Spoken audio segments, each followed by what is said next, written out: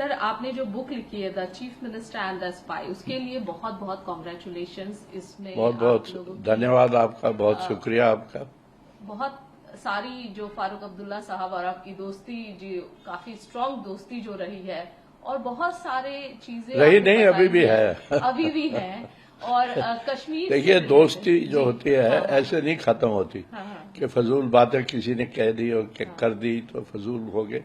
ये मैं आपको ये भी कह देता हूँ कि ये स्टोरी या ये किताब 370 के बारे में नहीं है, ये फारूक अब्दुल्ला के बारे में है। It's an appreciation of doctor Farooq Abdullah, the great man. ये फजूल में एक फिक्रा कहीं से ले लिया और कह दिया मे बी, वो उन्होंने कहा मे बी, हाँ शायद कहा मे बी। लेकिन सर, हालांकि आपने कहा रही नहीं, अभी भी हमारी दोस्ती बरकरार है। फारूक अब्दुल्ला साहब कहीं ना कहीं नाराज हैं और उन्होंने ये भी कहा है कि our friend can not write like this is a cheap stunt of selling the book. ठीक है, क्यों नहीं, but at least he is used the word friend. तो वो तो ही कुड हैव सेड कि वो मेरा दोस्त है ही नहीं। किसने कहा वो दोस्त है? उन्होंने कहा ना फ्रेंड। तो मेरे लिए तो वो काफी है, इन द सेंस के दोस्ती ऐसे थोड़ी खत्म होती है। अगर कल डॉक्टर साहब खफा भी थे तो ठीक है, कल तो उनको आना है लॉन्च पे, और मुझे यकीन है कि वो आएंगे। आपको यकीन है कि आपकी बुक के लॉन्च में वो आएंगे? पक्का यकीन है sir. This is the biggest statement you are giving. Statement क्या है? जो दिल कहता है मैं कह रहा हूं, झूठ थोड़ी बोलना है। अगर वो नहीं आए तो उनकी मर्जी है, वो बड़ा इंसान है, मैं तो समझता हूं आएगा। तो आप इनवाइट कर रहे हैं यहाँ? नहीं, इनवाइट क्या, इनवाइट तो हो चुका है। अच्छा, उनको मालूम है कि उनको आना है। मेरी बात भी हुई है कोई 10-15 दिन पहले, तो उन्होंने कहा था मैं आऊंगा 18 को। सर, 10-15 दिन के माहौल में और अभी स्थिति जो है थोड़ी सी अलग लग रही है, ट्विस्ट लग रही है, और थोड़ा सा क्लैरिफिकेशन चाहती हूँ क्योंकि सभी नहीं, वो ट्विस्ट इसलिए लग रही है कि किसी ने कोई एक फिक्रा निकाल के उसको टर्न ट्विस्ट करके खराब कर दिया है।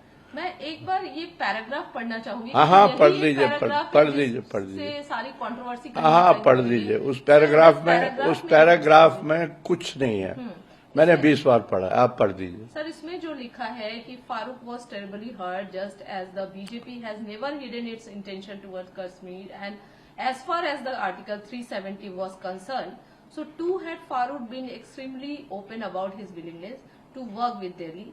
Maybe he said the National Conference could even had the proposal passed in the assembly, we would have helped. He told me when I met him in 2020, why were we not taken into confidence? तो ये बात तो उन्होंने कही कि हमें confidence में लिया नहीं गया, बिल्कुल आगे बढ़ सकते वो थे। बहुत मैं कहूँगा उस टाइम डॉक्टर साहब का दिल टूटा हुआ था कि हमारे साथ ये हुआ है जो हम हिंदुस्तान के साथ रहे हैं हमेशा। मेरा बाप हिंदुस्तान के साथ था, मैं हिंदुस्तान के साथ हूँ, मेरे बच्चे हिंदुस्तान के साथ हैं। अब मेरे ग्रैंड चिल्ड्रन पूछ रहे हैं कि यही हिंदुस्तान है क्या? इसी के साथ आपने कहा कि हमें चलना है। तो बात यूं हुई थी, और उन्होंने, ये तो बड़ी नोन बात है कि डॉक्टर साहब 20 बार कह चुके हैं कि मैं तो हमेशा दिल्ली के साथ हूँ, और वो दिल्ली के साथ रहे हैं हमेशा। लेकिन दिल्ली नहीं समझ पाई है डॉक्टर साहब को।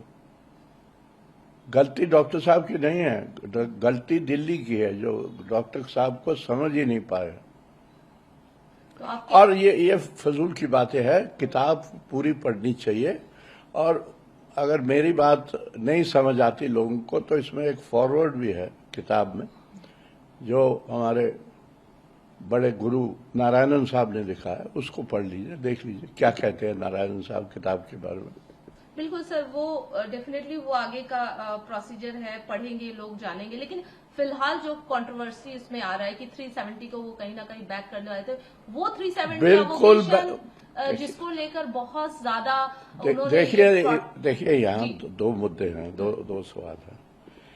एक ये है कि आपको मालूम है 5 अगस्त से पहले एब्रोगेशन जब अनाउंस हुआ, उससे 2 दिन पहले डॉक्टर साहब, उमर अब्दुल्ला और जो उनका एमपी था जस्टिस मसूदी, ये पीएम से मिले थे। आपको मालूम है ना? वहां क्या बातें हुई मुझे नहीं मालूम। मैंने डॉक्टर साहब से पूछा, मैंने उमर साहब से भी पूछा, उन्होंने कहा हमें कुछ नहीं बताया गया। मैं अब आपको बता रहा हूं कि कुछ नहीं बताया गया। That is one part of the story. The second part is, जो आप कह रही हैं वो ठीक है। डॉक्टर साहब ने मुझे कहा कि यार हमें अगर ये करना ही था तो हमें कॉन्फिडेंस में लेते, हमें बंद करने की क्या जरूरत थी, और शायद अगर जरूरत होती तो इसको हम असेंबली में भी पास करवा देते। लेकिन हमें तो किसी ने बताया ही नहीं, हमें तो बंद कर दिया है। He has never supported the abrogation. किसी ने भी कश्मीर में एब्रोगेशन को सपोर्ट नहीं किया है। ये तो कोर्ट गया है मामला, सुप्रीम कोर्ट गया था मामला, और उसमें नेशनल कॉन्फ्रेंस सबसे आगे थी। लेकिन सर आप कह रहे हैं कि उन्होंने मुझे बताया कि जब हमारी मुलाकात हुई हमें कुछ नहीं बताया गया। 3 अगस्त 2019 की। यस। और अगर हमें बताते तो हम उसका कोई फर्दर रास्ता बताते। हाँ, मतलब इतनी फौज यहां लाने की क्या जरूरत थी, इतना कुछ बंद करने की क्या जरूरत थी? आपने तो कश्मीर ही बंद कर दिया, सारे लीडर तो बंद कर दिए थे। वो रास्ता क्या उसके सपोर्ट में होता या सपोर्ट में नहीं होता? विरोधी था 370 एब्रोगेशन के। देखिए ऐसा होता है कि सपोर्ट में तो 370 के एब्रोगेशन के सपोर्ट में कभी हो ही नहीं सकता। लेकिन जो तरीका इस्तेमाल किया गया उसमें शायद नेशनल कॉन्फ्रेंस या कोई भी कश्मीरी लीडर कहता है कि इसके और भी तरीके हैं। यहां हथौड़ा मारने की क्या जरूरत है? एंड डोंट फॉरगेट, ये जो छोटा सा जो है फिक्रा इसमें, it was at a time when doctor Farooq was heart broken. और ये सारी आप किताब पढ़ लीजिए। It is an appreciation of Farooq Abdullah, not a critic of Farooq Abdullah. मैं कभी किताब लिखता ही नहीं डॉक्टर साहब के खिलाफ। आपने कहा हमारी दोस्ती, पता नहीं क्या दोस्ती है। दोस्ती तो है, मैं तो आज भी दोस्त मानता हूं उनको। अगर वो खफा है तो खफा है, दोस्ती में लोग खफा भी हो जाते हैं, फिर क्या है? तो एक दरार तो पड़ गई ना इस दोस्ती में सर। आप कोई दरार नहीं। बुक के एक पैराग्राफ को लेकर जो जिस तरीके से तमाम चीजें हो कोई रही, आपको नहीं लगता एक दरार, एक लाइन खिंच गई है इस दोस्ती? मेरे से क्यों पूछ रहे हैं? मैं तो कह रहा हूं कोई दरार नहीं। कोई दरार नहीं, बिल्कुल कोई दरार नहीं। आप देखेंगे कल आएंगे डॉक्टर साहब लॉन्च पे, बुक के लॉन्च में। बिल्कुल। और अगर दरार पड़ गई है तो डॉक्टर साहब से पूछ लीजिए कि भाई खत्म हो गया आपका रिश्ता। रिश्ते ऐसे खत्म हो जाते हैं। लेकिन डॉक्टर साहब तो काफी नाराज हैं, उनके स्टेटमेंट से सीधा। भाई मैं भी नाराज हो सकता हूं, मैं तो नाराज नहीं, मैं तो नाराज नहीं हूं। वो जो बातें हुई हैं उससे थोड़ा सा इंसान सोचता है कि इसकी क्या जरूरत थी। इतनी छोटी सी बात को इतना बड़ा बनाया और फजूल बातें करी लोगों ने कि ये है वो है, मैंने स्टंट किया है,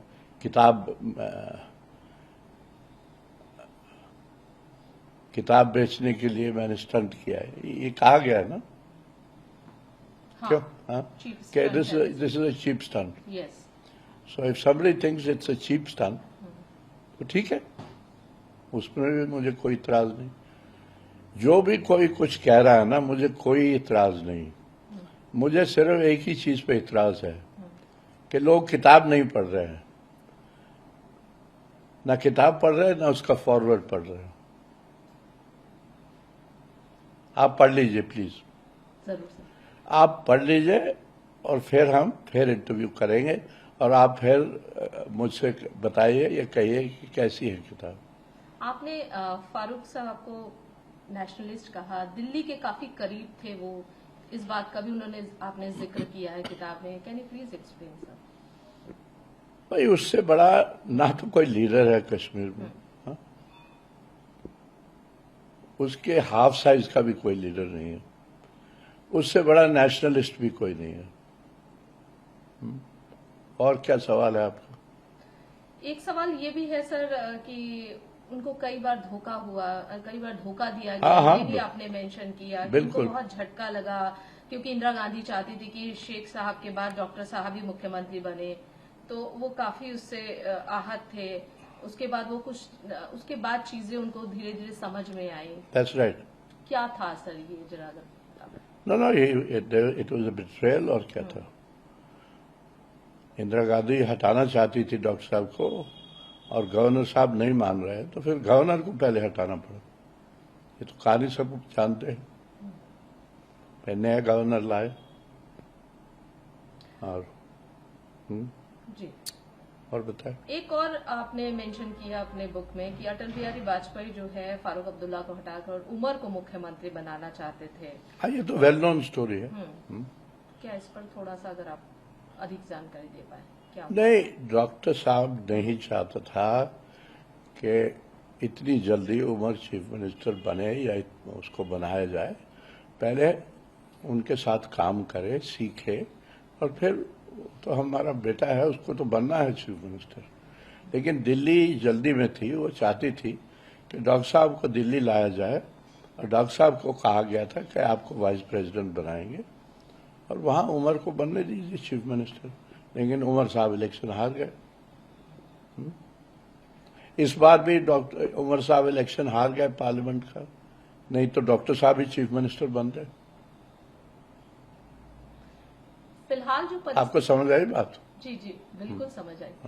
फिलहाल जो परिस्थितियां हैं, उमर अब्दुल्ला अगर बात करें तो दिल्ली के करीब नजर आ रहे हैं। आपको लगता है कि एक स्ट्रांग बॉन्डिंग बन रही है एनडीए के साथ और कांग्रेस के साथ कहीं ना कहीं ये बॉन्डिंग थोड़ा सा डल होता जा रहा है, ऐसा कुछ है आपको लग रहा है? ये तो पॉलिटिक्स है,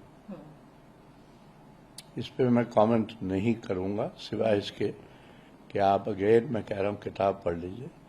डॉक्टर साहब ने बड़ा क्लियरली कहा है कि हम तो कांग्रेस के साथ ही रहे हैं, हम तो कांग्रेस के साथ ही हैं, और बार बार ये भी कहा है कि इंडिया अलायंस खत्म नहीं हुई है, उसको कांग्रेस ही आगे चलाएगी। कहा है कि नहीं कहा?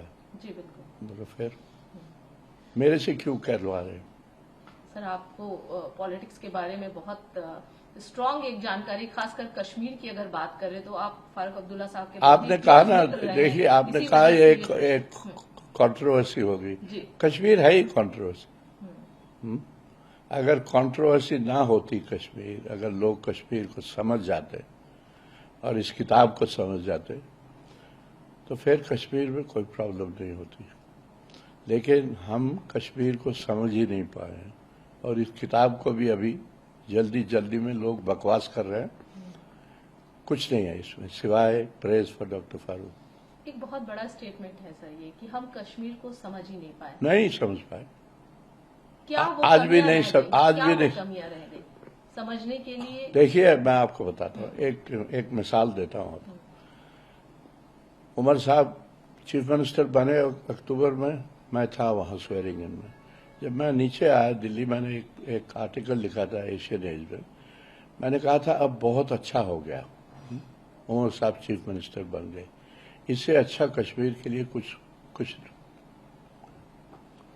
नहीं हो सकता था सिवाय कि डॉक्टर साहब चीफ मिनिस्टर बनते, बट अब वो नहीं होना था। डॉक्टर साहब पीछे हट गए थे।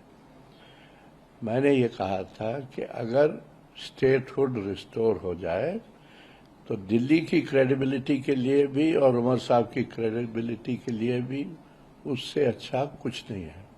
लेकिन नहीं हुआ और नहीं हो रहा है। उमर साहब ने फिर कल परसों बयान दिया, ये कहा कि उनकी फिर बात हुई है होम मिनिस्टर से और अब जल्दी ही हो जाएगा। हम भी कहते हैं अगर जल्दी हो जाए तो बहुत अच्छा है, मुझे लगता नहीं कि जल्दी हो जाएगा। I hope I am wrong. पहले की कश्मीर को जब आप देखते हैं और आज की कश्मीर को, हाँ, मैंने तो कहा है कितना बदलाव दिखता है सर? कुछ चेंजेस, पॉजिटिव चेंजेस आपको नजर आते हैं? बिल्कुल नजर आते हैं। ये जो नेशनल कॉन्फ्रेंस की सरकार बनी है, इससे ज्यादा पॉजिटिव चीज कोई नहीं हो सकती थी, और बनी है with a thumping majority of mandate, और उमर साहब चीफ मिनिस्टर बने, इससे अच्छा क्या हो सकता है? तो आपको लगता है नेशनल कॉन्फ्रेंस पार्टी जो है एक पार्टी है जो कि कश्मीर को आगे ले जा सकती है, progress वही कर सकती पार्टी है और पार्टी नहीं है कोई भी। PDP लोग कहते हैं कि फैमिली राज ये वो, यही फैमिली है, यही फैमिली चलाएगी कश्मीर को। What about PDP and other party? नहीं, उनका रोल है अपना अपना। महबूबा जी का रोल है, उनकी बेटी का रोल है, बन रहा है। सज्जाद का बहुत बड़ा रोल है, वो पॉलिटिक्स में है, एमएलए भी है, और अगर मैं आपको बताऊं तो मेरा दोस्त भी है। लेकिन आपके दोस्त जितने भी हैं सारे आपके दोस्त एक के बाद एक आप पर लगातार अब प्रश्न, क्योंकि उनका ये मानना है कि आप और फारूक अब्दुल्ला साहब बहुत अच्छे दोस्त हैं, तो आप दोनों के अब बहुत अब अच्छे मैं संबंध रहे हैं। आपको रोकूंगा। हाँ। आप कह रहे हैं कि दोस्ती खत्म, दरार पड़ गई, और इस बात से नहीं सर, सिर्फ इस पर्टिकुलर मामले में जो जिस तरीके के बयान आ रहे हैं उस बयान के आधार पर मैं कह रही हूँ, बाकी तो और आप ये भी कह रही है कि सब कह रहे हैं कि नहीं, उनका ये कहना है कि आप लोग बहुत अच्छे दोस्त रहे हैं, आपको बहुत अच्छी जानकारी, यानी कि आपने जो बात बोला उस बात में जरूर ना कुछ सत्यता है और उस बात की क्लैरिफिकेशन होनी चाहिए। हाँ, हो गई ये सवाल है। मैंने दे दी आपको क्लैरिफिकेशन, और चाहिए तो और पूछ लीजिए। सवाल बस सर यही है कि एट लास्ट आपसे वही पूछना चाहूंगी, आपने यही कहा कि मिसकोटेड किया गया है, मेरे शब्दों को पूरी तरीके से मिसकोटेड किया गया, इस पूरे किताब को उस फिक्रे में आपने जो पढ़ा अभी जी, एक बड़ा टेलिंग वर्ड है, मे बी। मे बी का क्या मतलब है? कि शायद हो सकता है। मैंने कहीं कहा है किताब में कि डॉक्टर साहब 370 को सपोर्ट कर रहे थे, या बाहर नहीं कर रहे थे, अंदर कर रहे थे? बकवास है। कहाँ लिखा है?